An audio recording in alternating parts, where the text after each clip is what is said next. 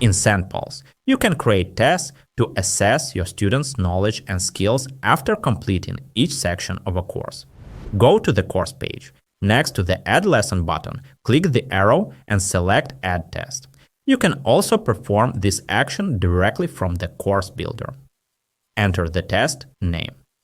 Below the title, you can also add a test description to introduce students to the topics being tested.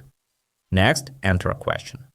To change the text formatting of a question, click directly on the text. A formatting toolbar will appear. You can also attach additional elements to each question by clicking the plus sign. For example, you can add images and ask questions about them, or attach an audio file so students can listen and answer based on what they hear.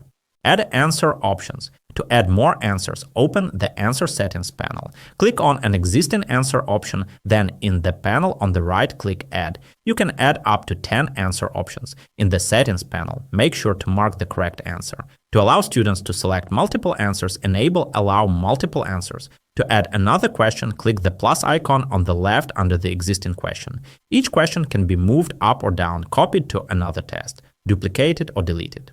To adjust test settings, go to the list of lessons and click Test Settings in the menu next to the Created Test. Access can be set to open, hidden, close, or scheduled.